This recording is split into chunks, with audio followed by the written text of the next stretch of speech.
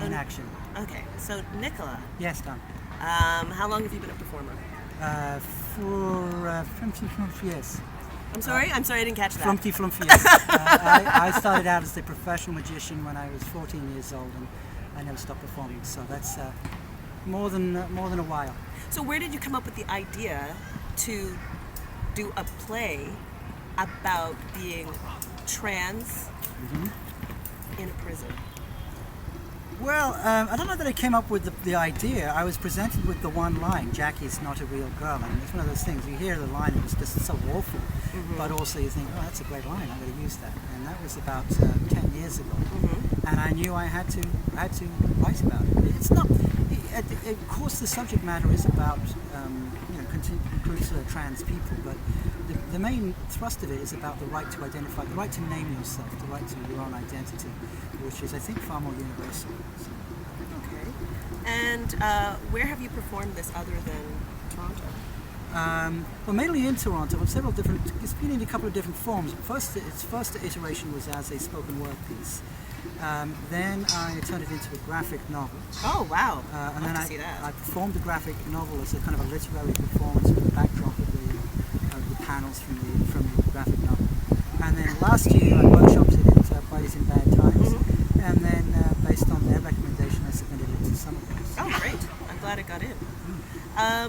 Okay, so with what's been happening lately with Sochi and gay rights in general, do you feel that the gay community has been receptive to trans, like more receptive to the trans community? Well, or do you feel like you're outsiders, that you're treated as other? The redhead stepchild, you mean? No, I mean the trans people have historically been thrown under the bus of human rights, and some of the people throwing us have been queer people. So we had I was part of the Trans March organization this year, and it was very much taking back our right to self-determination. So yeah, no, I don't think. I think it's a little more fashionable to be trans these days, but it's not any easier. That's what I'm sure. And where did that come from? Because it's true. I mean, I'm happy to see it happen. And I guess we're going to have to say that the presence of gay characters on television and in theater, and actually people coming out who were celebrities, has made it, I hate to use the word fashionable, to be gay or queer. Right. And that has maybe opened the door a little bit for it to be okay or acceptable to be trans? I don't see that really. I think the fight for gay rights has been independent of the fight for trans rights. After all, gender identity and sexual orientation intersect, but they're not the same thing. Yeah, they're not. And secondarily, some of the most oppressive actions of trans people have been by, for example, gay men. I mean, some versions, some iterations of drag are fine. They're funny, they're witty, but some are just plain out misogynistic or transphobic. And so some of the worst and most hateful things I've ever heard come from the queer community, to be honest with you.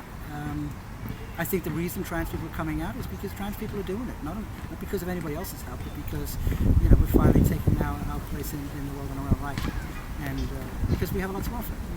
Well, has the gay community been supportive of your show?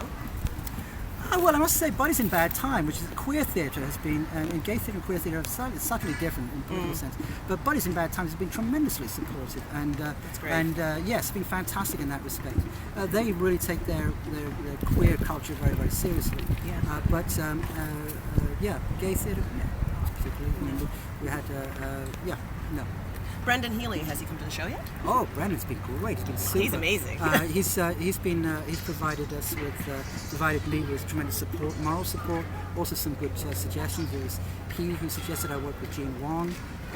He suggested that I added music, so that's allowed me to work with Lynn Phillips. Okay. And he helped Stick handle the relationship with Shanta Genova, who's doing the lighting. So he put all that together. And yes, I'm a big fan of Brendan Healy. Yes. Well, thank you very much. I think that I could probably sit here and talk to you for another 45 minutes. But Well, if it's about me, I'm.